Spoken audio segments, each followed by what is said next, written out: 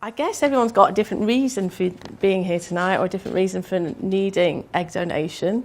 Our one was, we started off thinking we had male factor infertility, and then when we did the workup, we found out I also had a poor ovarian reserve. And in some ways it was quite nice because we both had a problem. But in terms of fertility treatment, it was not a good position to be in because I needed fantastic sperm and he needed fantastic eggs, and we didn't have either. So I think it came, I'm sure like you all know, it's an awful shock. And we went through, I don't think you can, I mean, some people don't have any choice and they have to jump straight to donation. But we did have a choice, and we needed to try with our own first before we were ready to make the decision to go for donation. So we went through 3 cycles of ICSI, so similar to IVF, but using a special technique for low sperm count. And it didn't work, so then we had to regroup. The hard thing was, I think, because we almost got there, it was really hard. I'm the sort of person that sort of, I do just keep going and plodding and going and plodding and going and going and going until my husband said stop. So we did get embryos, and we had a miscarriage. So it was so tantalising. It was nearly there, but actually, I think emotionally, it was just too much, and we decided to stop and have a rest and have a break and have a think. And for us, people mentioned sperm donation earlier and then egg donation as having the best chance. And I think we both thought egg donation would be fairer because with us both having a problem, I think, you know, as a woman, you get to carry the baby even though it might not be your genetic imprint, whereas if we'd gone for sperm donation, I was a bit worried he might feel completely left out of it. So it felt like a fair option for us, but hopefully not too many people have to face that dilemma. So initially, we really weren't ready to do egg donation. I was all for just sign us up and we'll do it, and my husband said no, and he was irritatingly right. So we had to go through a process. It's like a process of mourning, really, and I suppose everybody here is at various stages of letting go of what you thought would happen and being ready for something different. I used to have endless chats about if we'd be ready or not, and it didn't feel like a baby without my own eggs would feel the same as one with, and that wasn't right to do it. So I think a few things happened that helped us on our way. Well, first of all, we got a cat, and we realised people say get a cat or a dog, and it can be really irritating, patronising. But we did get a cat, and we realised we loved him very much, and he wasn't even human. And then we had a couple of friends of ours ended up being single mums, and so we helped them out a lot more with their babies. I think you go through stages. There's stages where you can't bear to see babies, and then other times when you want to see them. So we decided that we didn't want to miss out on being around babies and children. So we got quite involved in looking after these 2 friends' babies. I was even there for the birth of one. And we, one night we sort of said, do you know what, if they just got left here, it would be fine, wouldn't it? We would love that baby and it wouldn't matter. And that was for us what I think flipped us into knowing we come to terms with not having our own, but knowing we could still love another child. Well, not another child, but you know, one that wasn't genetically ours. It really didn't make a difference. And at that point, I think that's when we knew we were ready. There were still quite a few doubts and a lot of questions, but we knew then. So everybody will have a different point, I suppose. But for us, that's when it started to feel right.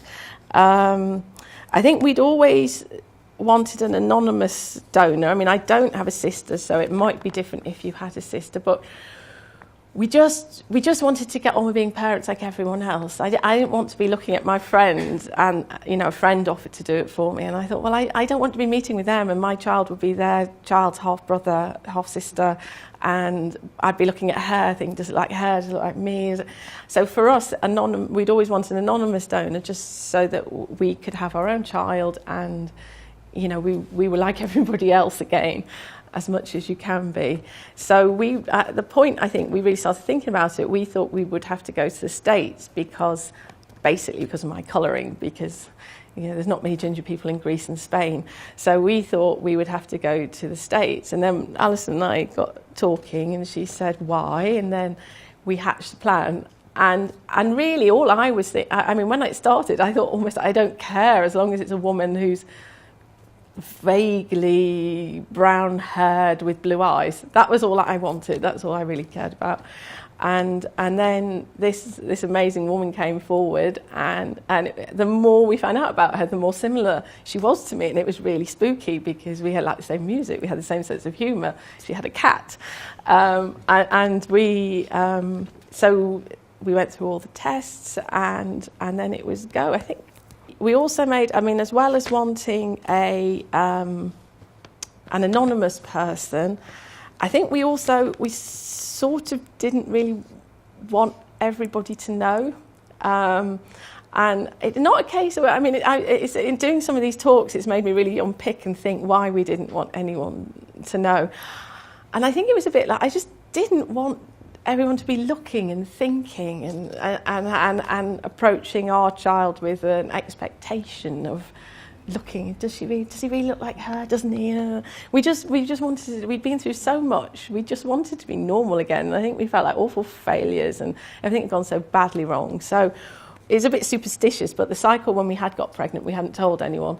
So we had that in our mind. If we don't tell anyone, we'll get pregnant. So it was a bit of superstition and a bit of thinking about what we wanted. So, and the people that we did tell were just so pleased for us, really pleased, and just said, oh, thank God, I don't know what's taking you so long.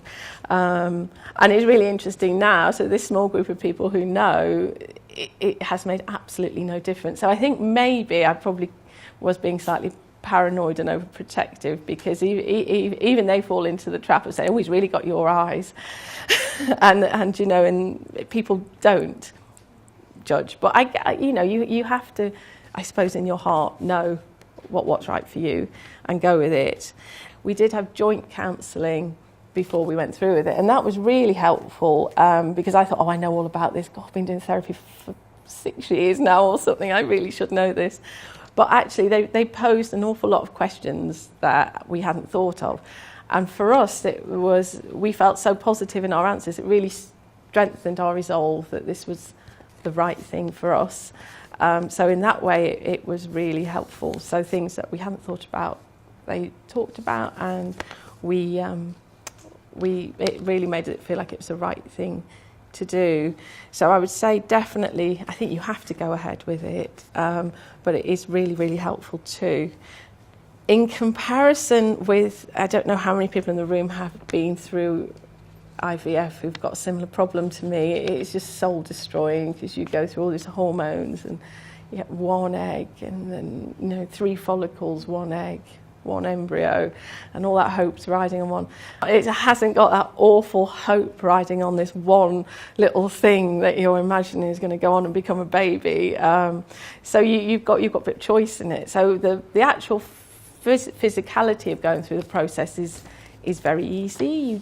I just went on the pill, and then you had to make a lining in your womb, and then they popped the embryo back, and that was it. Easy as that. Much easier than going through a cycle. I think you get a tougher deal. So that was fine, really. I suppose you feel slightly disconnected from it. It's a bit weird, this momentous thing's happening somewhere across town, and you're not quite there, and there's always a slight worry, what happens if something goes wrong, what if they pull out, what if they don't produce any eggs, but as you get closer and closer, it sort of becomes realer and realer, and then you can finally hope again.